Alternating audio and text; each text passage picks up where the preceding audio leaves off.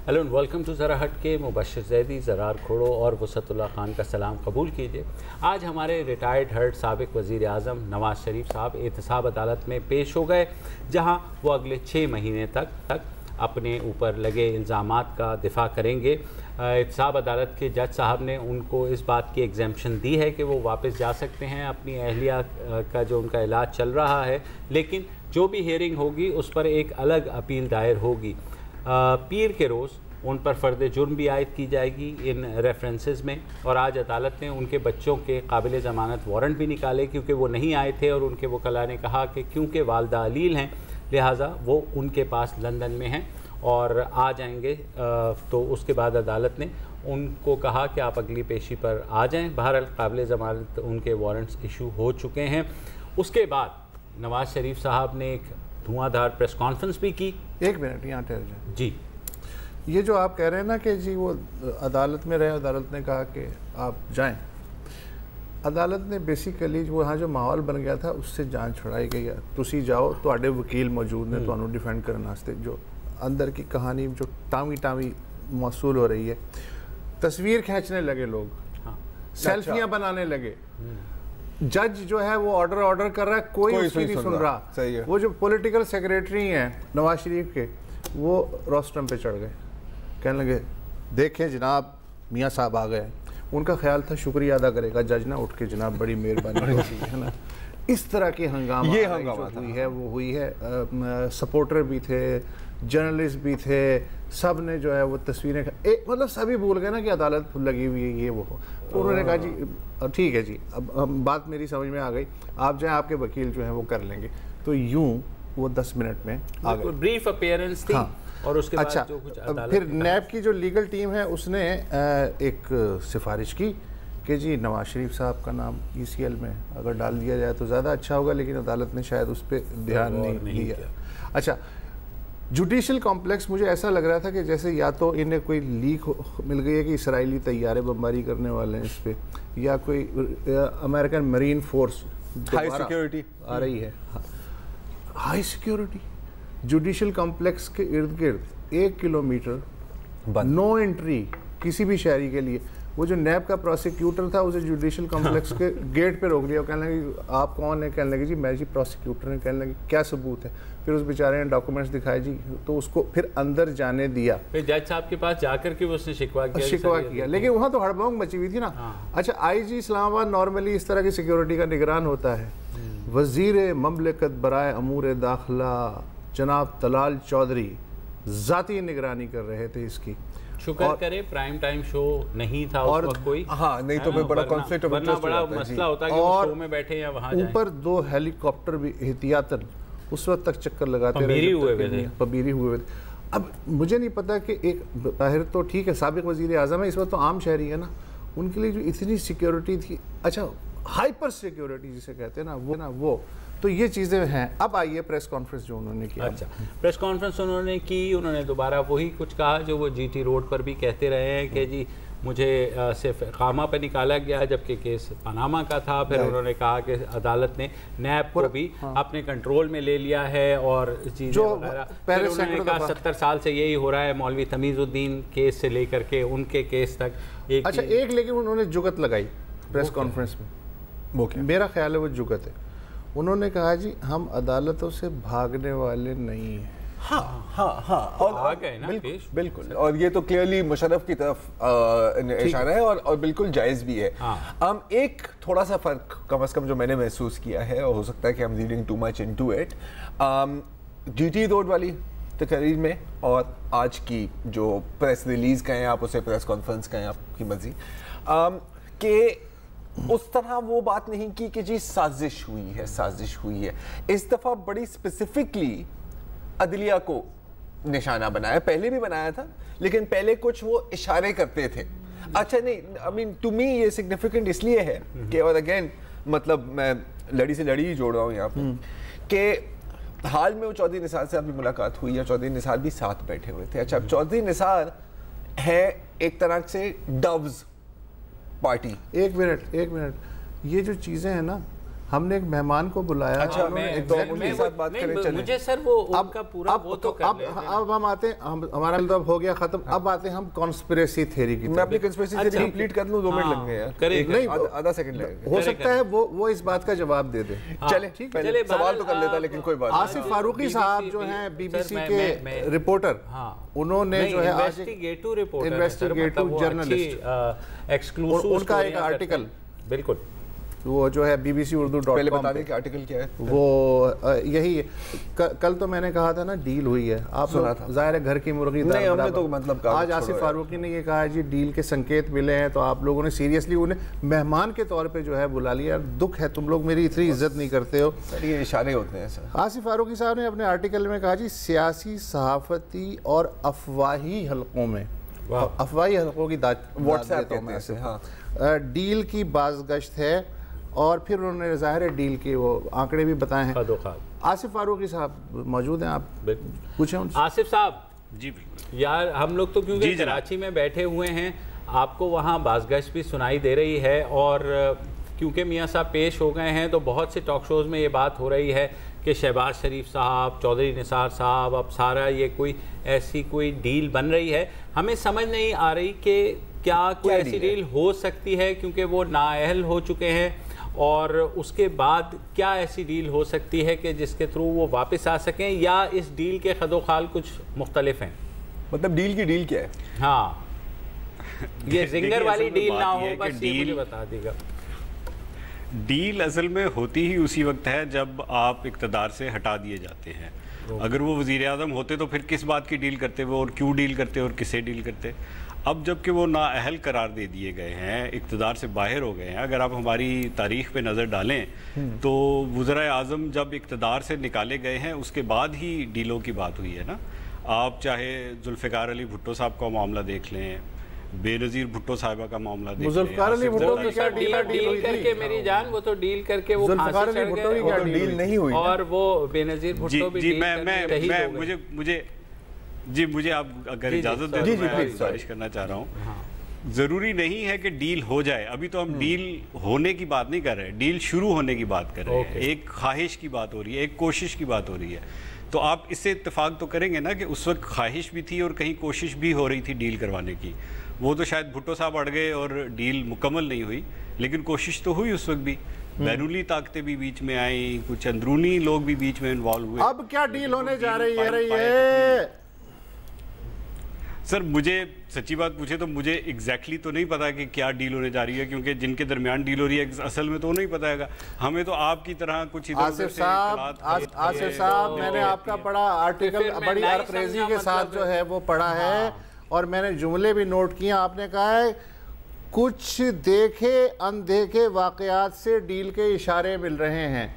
अच्छा, अनदेखे तो जाहिर है कि आपने भी नहीं देखे, देखे वाकयात कौन से हैं जिनसे डील के इशारे मिल रहे हैं? देखिए, आप अगर थोड़ा सा इसको क्लोजली मॉनिटर करें, आप भी देख रहे होंगे कि जब मरियम नवाज शरीफ ने विक्ट्री स्पीच की NA 120 की, उसमें उन्होंने बहुत सख्त ज़बान इस्तेमाल की, और उसके बाद जब वो लंदन लैंड की तो उसके फ़ौरन बाद उन्होंने एक ट्वीट की कि ये जो एहतसाब का नैब का जो अमल है ये फार्स है, जाली है, और नवाज शरीफ इसका हिस्सा नहीं बनेंगे, हम लोग इसका हिस्सा नहीं बनेंगे। उसके चंद घंटे बाद शहबाज शरीफ साहब जो है वो लैंड करते हैं लंदन में, और उनकी मुलाकात होती है नवाज शरीफ के साथ, और उस मुलाकात के फ़ौरन बाद नवाज शरीफ साहब बाहर आते हैं और कहते हैं जी मैं इस्लामाबाद जा रहा हूँ और नैब के अमल का मुकाबला करूँगा और कानून का सामना करूँगा, और वो इस्लामाबाद आ जाते हैं। अब इस्लामाबाद पहुँचने के बाद जिस शख्स से उनकी पहली 1-on-1 मुलाकात होती है वो तो ज़ाहिर है प्राइम मिनिस्टर थे, लेकिन उसके फ़ौरन बाद आपको मालूम है किससे उनकी 1-on-1 मुलाकात? चौधरी साहब से या नहीं? और चौधरी निसार साहब के जो राब्ते हैं, जो उनका स्टैंस है, जो वो पहले दिन से बात कर रहे हैं, वो यही है जी कि कन्फ्रंटेशन ना करें, बीच बिचाव की बात कर लें, कुछ इस तरह कर लें, कुछ उस तरह कर लें। मुझे बताएं कि नवाज शरीफ को गुज़िश्ता जुम्मे को एक ब्रीदर मिला सेनेट से कि वो जो है नाअहल होने के बावजूद पार्टी की सदारत संभाल सकते हैं, तो वो तो उनको पहले मिल गया। तो अब इस डील में वो इससे फर्दर तो कुछ नहीं कर सकते, क्योंकि हाईएस्ट लेवल पर वो डिस्क्वालीफाई हो चुके हैं, उसके बाद कोई ऐसी सूरत भी नहीं है कि उनका जो ये कन्विक्शन है ये ओवरटर्न हो जाए, बिकॉज कोई और अपील की गुंजाइश नहीं है। तो अगर हम उनकी उनको सियासी तौर पर ज़िंदा रहने के लिए कुछ ऑक्सीजन की बात कर रहे हैं, तो वो तो उस लेजिस्लेशन ने दे दी। तो मुझे थोड़ा सा आपसे इख्तलाफ ये है कि मुझे लगता है कि सियासतदान शायद इतने आपस में अब उन्होंने बलूगत का मुजाहरा करते हुए ख़ुद ही कोई जगह निकाली है, क्योंकि उनको पता है कि कोई एक ऐसी शिक जो कि बाद में इमरान खान के ऊपर भी वो हो सकती है, उनको इफ़ेक्ट कर सकती है या जरदारी साहब को भी कर सकती है। तो पॉलिटिशियंस खुद से रास्ता निकाल रहे हैं, जहां जो ट्रेडिशनल स्टैब्लिशमेंट का रास्ता है फ़िलहाल मुझे कम से कम ये लगता है। इस वजह से मुझे थोड़ी सी जो डील की बात है कि डील में क्या आप देख रहे हो, आपने भी कहा बहुत इनिशियल लेवल पे है, लेकिन कुछ ना कुछ ब्रॉड कॉन्टोर्स हर डील के ज़रूर होते हैं कि जनाब अच्छा इसमें से इस्टेब्लिशमेंट को ये हिस्सा मिल जाएगा, सियासतदानों को ये हिस्सा मिल जाएगा, फलां को ये मिल जाएगा। इसमें देखिए मैं कता कलामी की माफ़ी चाहता हूँ। ऐसे नहीं होता कि एक ड्राइंग बोर्ड बनता है और उसके ऊपर एक तरफ जो है वो एक फरीक की शर्तें लिखी जाती हैं, दूसरी तरफ दूसरे फरीक की शर्तें लिखी जाती हैं, और उसके बाद एक रोड मैप बनता है कि इतनी तारीख को ये होगा और उतनी तारीख को वो होगा। ब्रॉड कंटूर जैसे आपने कहा कि वो होते हैं और उसमें पैगाम रसानियाँ होती हैं, कुछ सहूलतें दी जाती हैं, कुछ इशारे दिए जाते हैं, कुछ थोड़ी सी तनाबें खींची जाती हैं, कुछ ढील दी जाती है। तो ये आहिस्ता आहिस्ता चलता है। आसिफ ने बहुत ज़्यादा ब्लैक एंड वाइट में तो नहीं होता। आपने अपने मज़मून में एक इशारा किया है कि जो डील की जो खद्दो खाल हैं, जो ज़ाहिर है कि हवा में ही है फ़िलहाल, कि अगर होता है डील तो नवाज़ शरीफ के अंदाज़े बयान में नरमी आएगी, शहबाज शरीफ की तरक्की होगी और आइंदा इंतखाबात में बराबर का मौका मिलेगा। अब ज़रा ये जो फ़ारसी में 3 हैं मेरे लिए, इनको ज़रा खोलने की कोशिश करें तीनों जुमलों को इनका।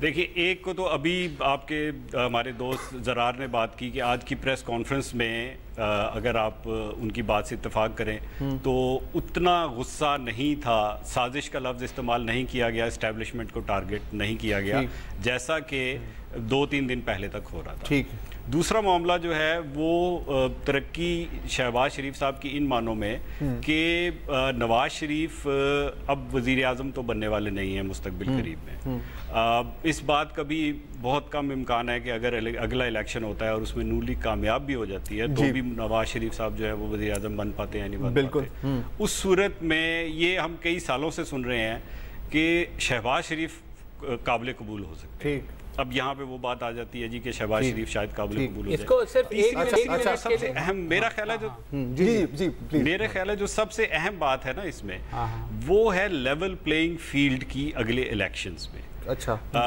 अब ये 6 महीने चलती है गवर्नमेंट, 8 महीने चलती है, जैसे भी चलेगी चल जाएगी, जो कुछ होगा वो हो जाएगा, लेकिन असल बात जो है वो इलेक्शंस हैं। अगले इलेक्शंस में क्या होगा?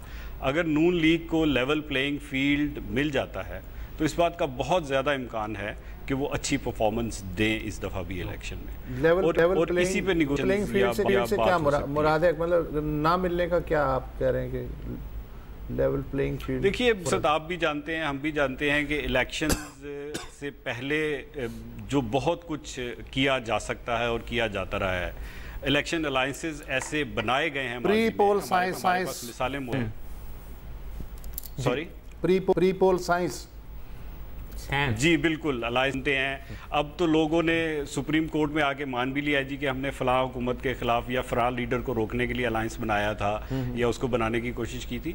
तो वो उससे मुराद मेरी वो है कि लेवल प्लेइंग फील्ड वो नहीं मिलेगा अगर आपके इलेक्टेबल्स जो हैं फॉर एग्जांपल उनको खींचने की तोड़ने की कोशिश शुरू हो जाती है। अच्छा, इसका काउंटर आसिफ ये भी तो है कि जब हुदैबिया खुल गया है तो शहबाज शरीफ कैसे बचेंगे इस सारी सूरत हाल में? मुझे क्योंकि हुदैबिया के बारे में कहा जा रहा है कि मदर ऑफ ऑल इसमें वो हुदैबिया केस है। अगर हुदैबिया खोल के शहबाज शरीफ की कन्विक्शन हो जाती है तो फिर कैसे ये डील किसी भी तरीके से कैसे हो सकती है, मुझे अभी तक सॉरी समझ नहीं आ रही है। लेकिन आप क्योंकि इस्लामाबाद बैठे हैं, हमसे ज़्यादा बाखबर हैं, तो मेरे ख्याल में जो है आपके पास हमसे बेहतरी खबरें बताइए केसेस खुलने का मतलब ये तो नहीं है कि उन पे फैसला भी आ जाएगा फौरन, ये हम कैसे कह सकते हैं? जानी ये तो सुप्रीम कोर्ट ने एक 6 मंथ्स का टाइम भी तो दिया है जिसमें ये सारे केसेस जो हैं वो उनका फैसला आएगा। इसलिए मैं कह रहा हूँ कि कहीं ना कहीं आपको लगता है कि ऐसा शायद ना हो और नवाज़ शरीफ साहब जो है वो जो भी उसमें आज उन्होंने स्पीच की है वो उसी अपने उस पर कारबंद हों, क्योंकि देखें आज की स्पीच थोड़ी नपी तुली आपकी बात इस हद तक मैं मानता हूं कि थी। उसकी वजह यह है कि उनके लॉयर्स ने उन्हें ये लिख के दी थी और साथ ही ये कहा था कि मियाँ साहब खुदा दा वास्ता ही कोई सवाल ना लेना। तो उसके बाद मैं से यहाँ पे मुबशिर देखे वो तकरीर अगर आप सुने तो लॉयर ने नहीं वो लिखी थी, बहुत माजरत के साथ वो उन्हीं लोगों ने लिखी थी जो पहले लिखते हैं उनकी तकरीरें, उनके लफ्ज भी वही थे, उनके जो इस्तारे थे, जो मिसालें थी वो वैसी की वैसी थी। हाँ, तो लॉयर्स ने अप्रूव की होगी। तो ठीक है, तो फिर बात तो हो गई। हाँ, थैंक यू आसिफ, और उम्मीद करते हैं कि अगर हम मिलेंगे तो खदोखाल भी खासी हद तक वाज़ेह हो। आपसे बात करके मज़ा आया। बहुत शुक्रिया आपसे बात करने का। आई थिंक देखिए बॉटम लाइन यही है ना कि यार अगर हम जितना भी एनालाइज करें नवाज शरीफ की स्पीच को, he has to stay between two extremes ना। देखें, एक उनके ग्रुप है जो कहते हैं कि जी आप खुलकर फौज और एस्टैब्लिशमेंट का नाम लें, एक ग्रुप कहते हैं कि जी अगर आपने ऐसे कर दिया तो यार अगले इलेक्शन की भी तो तैयारी करनी है, हमारे बहुत मुश्किलात का सामना होगा। मैं तो समझ रहा हूँ कि अभी वो डील की बात बिल्कुल मेरा ख्याल है कि अभी जितनी भी डीलिंग हो रही है, हो सकता है कि बिल्कुल आगे जाके कोई और डील हो, लेकिन अभी तो इब्तिदाई इनसाइड द पार्टी ही नेगोशिएशंस चल रहे हैं। फिलहाल ये buy one get one free होता है कि नहीं होता ये तो हमें पता लग ही जाएगा। एक वक्फा ले।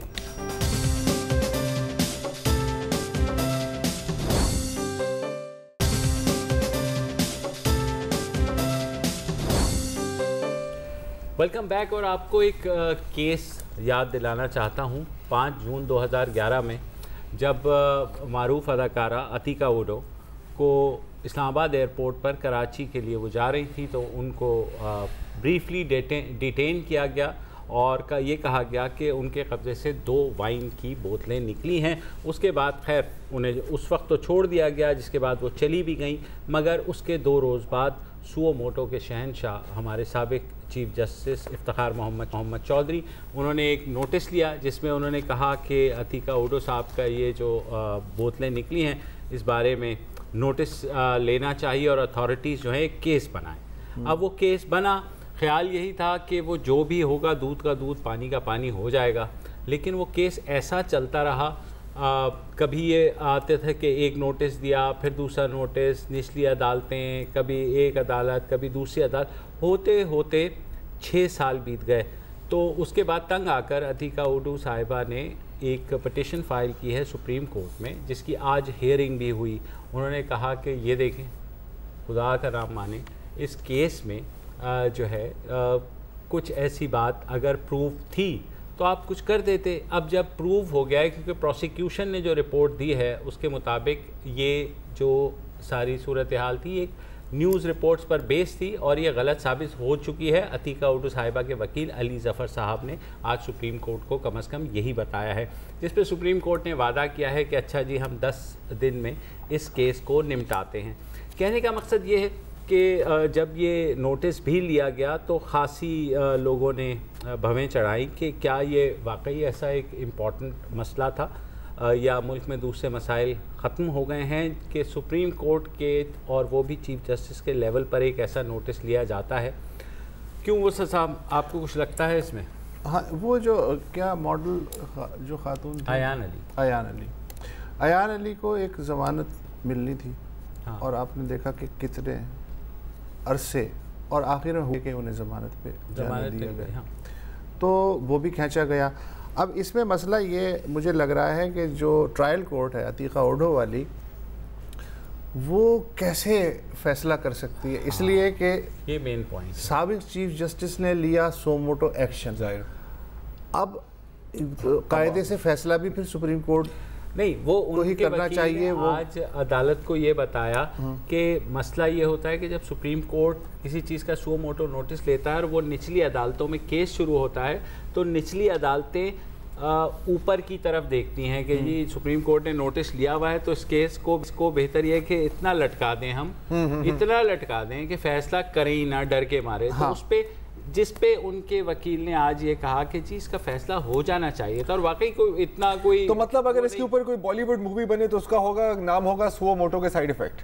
अच्छा नहीं, लेकिन जस्टिस एजाज अफजल ने, इज्जत माफ जस्टिस एजाज अफजल ने आज उन्हें यकीन दिलाया है कि जी अब केस की समाअत जो है 10 दिन के अंदर होगी, और इस दौरान उन्होंने जो ट्रायल कोर्ट थी उसे कहा है कि जब तक इस फैसले का, इस केस का कोई फैसला नहीं हो जाता, आप कोई मजीद हुक्म जारी नहीं करेंगे। तो ट्रायल कोर्ट ने भी सांस लिया होगा। हाँ, तो इसका मतलब है कि ये इम्कानात जो हैं वो मजीद रोशन हो गए हैं कि इस केस का फैसला हो जाए।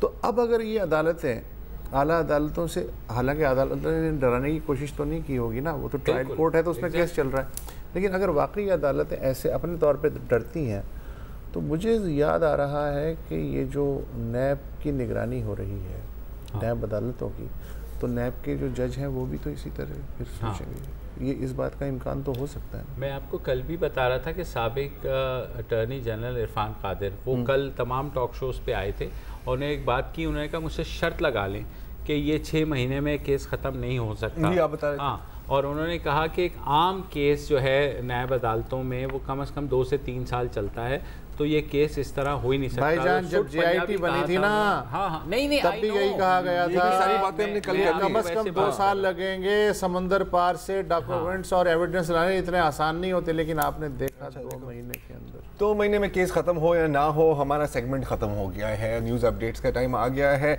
आप देखें हेडलाइंस और हम क्या शो की तैयारी करते हैं और क्या हम अपनी नोट्स।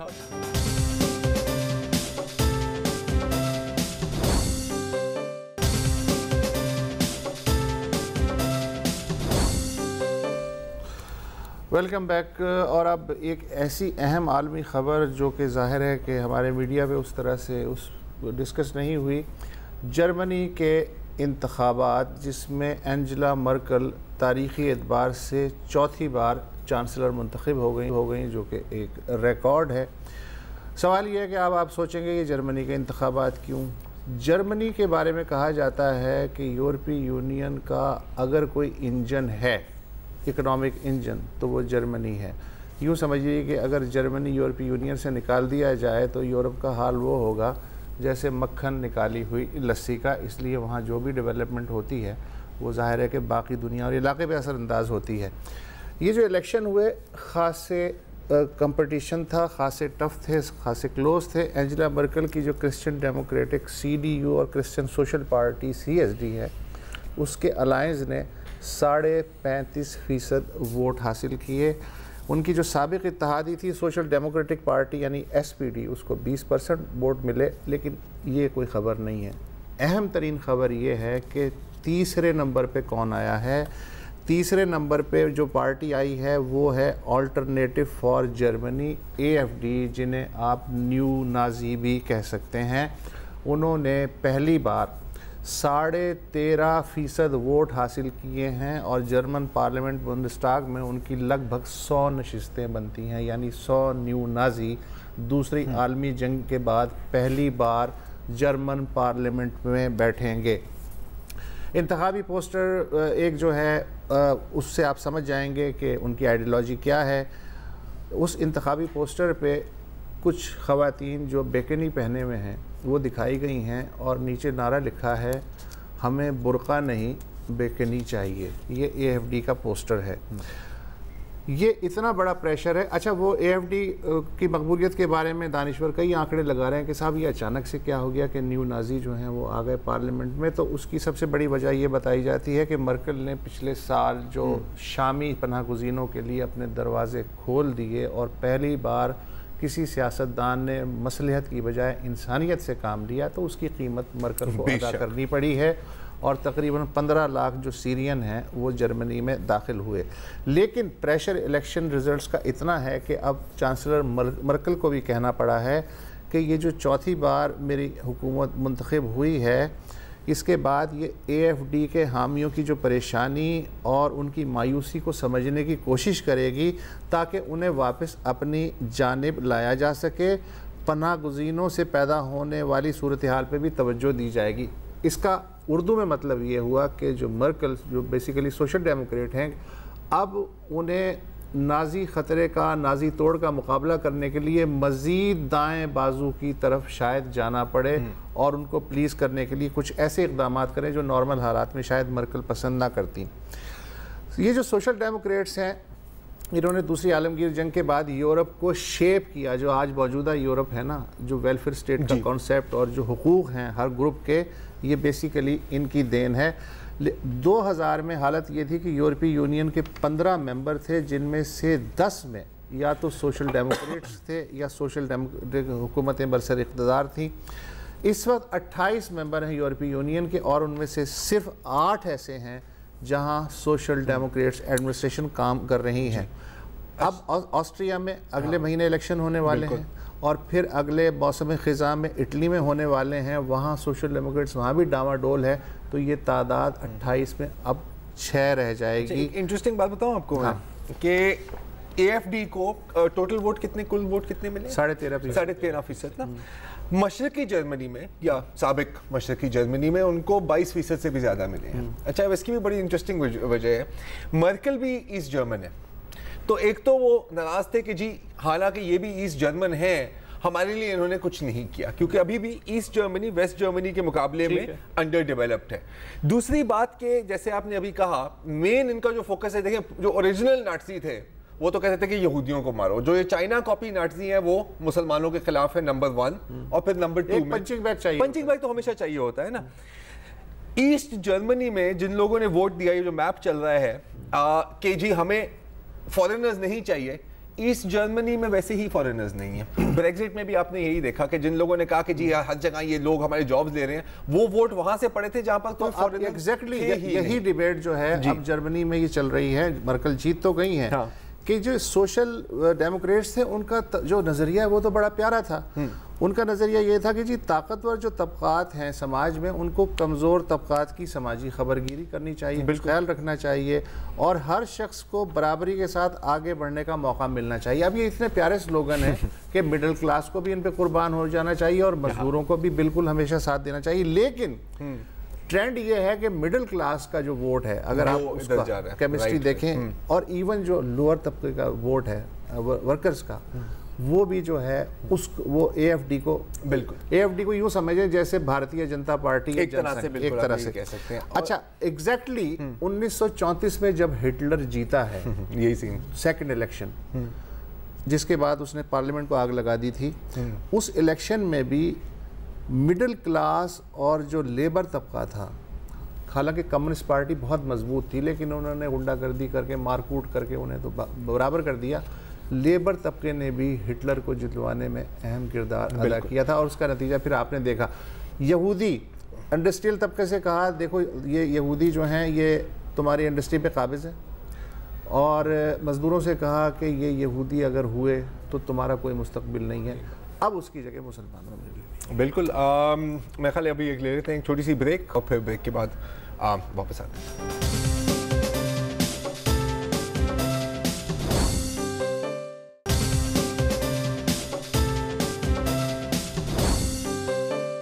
वेलकम बैक जी। अच्छा, मलिया लोधी साहिबा के साथ जो हुआ है यूनाइटेड नेशंस जनरल असेंबली में, इस पर तो बहुत लोगों ने बातें की हैं कि जी आप कश्मीरी की तस्वीर दिखाना चाह रहे थे और आपने तस्वीर दिखाई एक गाज़ा की औरत की, तो इस पर काफ़ी बातें हुई हैं, और यकीनन ये गलती थी, लेकिन इस तरह की बहुत गलतियां होती हैं।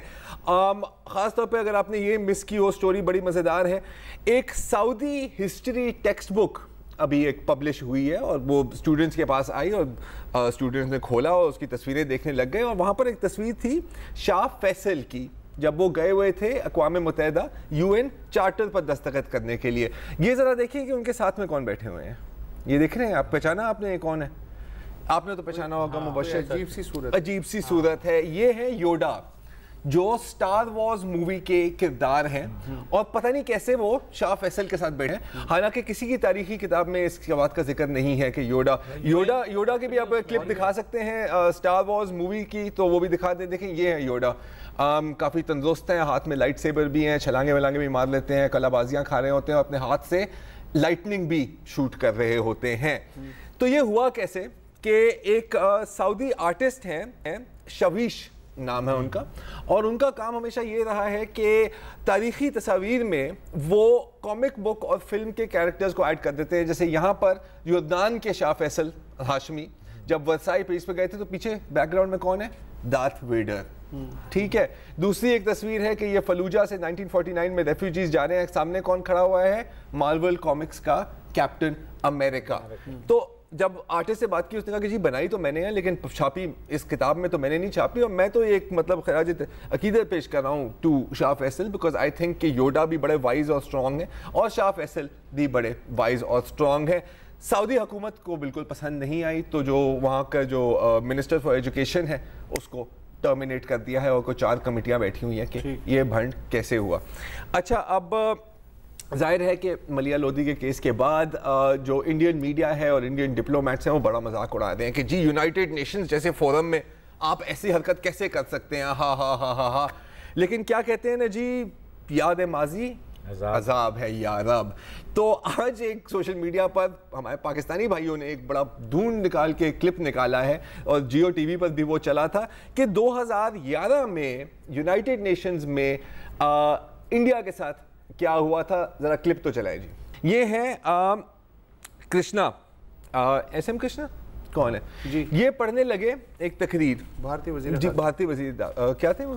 वजीर खारजा थे। ये एक तकरीर पढ़ने लगे, ठीक है, और पढ़ते गए और उसमें पता लगा जब उन्होंने कोई 5, 6, 7 मिनट पढ़ लिए थे, पता लगा कि जी ये इंडिया की तकरीर ही नहीं है। इसकी आवाज़ क्यों नहीं है? ये पोर्चुगल की तकरीर है। अच्छा। जी हाँ। तो फिर उनके जो साथी थे वो उनके पास आते हैं और कहते हैं कि सर जी ये आपसे थोड़ी सी गलती हो गई है, ये देखें। वो उसको उठा लेते हैं, आपने अपनी पड़ोसी की तकरीर उठा के पढ़ ली थी। अच्छा, अब चीटिंग जी ऑडियो है तो चला दीजिए। अच्छा, ऑडियो अगर है तो साथ चल रहा है तो चले। एनीवे, लेकिन जो सबसे क्लासिक गलती हुई है इस तरह की वो थी इंडियन रेलवेज से। इंडियन रेलवेज ने कैंपेन लॉन्च की 2010 में और कहा कि जी हम आपको नया इंडिया दिखाएंगे, वो इंडिया दिखाएंगे जो आपने कभी देखा ही नहीं है, और उसके साथ एक रेलवे रूट मैप भी पब्लिश किया। तो अगर हम वो मैप दिखा दें आपको, तो इसमें न्यू दिल्ली जो है वो पाकिस्तान में है, कलकत्ता जो है वो बे ऑफ बंगाल में है, और एक और शहर है वो इंडियन सी के अंडमान आइलैंड्स में। ये देखें दिल्ली का है। वो छपने के दौरान प्लेट खिसक गई होगी, या हो सकता है कि प्री पार्टीशन किसी ने कांटा बदल दिया। जी हाँ। तो ऐसी चीजें होती रहती हैं जी। That's the whole point. जी। तो कहने का मकसद यही था कि ये जो है फोपे जिन्हें हम कहते हैं या ब्लंडर्स कहते हैं, ये हो जाते हैं, हो तो जाते हैं, लेकिन फिर मतलब उसका किट लगनी चाहिए सर। ये होता है ताकि अगली दफा ना हो। एग्जैक्टली। अगली दफा हो तो मतलब कम से कम बहुत ही बड़ा हो, फिर सही बात। तो जनाब आज के लिए इतना ही, कल दोबारा मिलेंगे, इजाज़त दीजिए, खुदा हाफिज़। अस्सलाम वालेकुम। अगर आपको हमारे शो पसंद आया है तो प्लीज़ हमारे YouTube चैनल को सब्सक्राइब करें, और अगर मुनासिब समझे तो इस वीडियो को लाइक भी कर लें, तो कोई हर्ज नहीं है, और शेयर भी कर लें और कमेंट भी कर दें जी, वरना वो सब ऐसे ही लिखते रहेंगे। और ये जो दोनों कह रहे हैं ये कर लें जी प्लीज़, नहीं तो हमें भी घर जाना है, मैं आपके कंप्यूटर में नहीं रहना 24 घंटे। सही बात।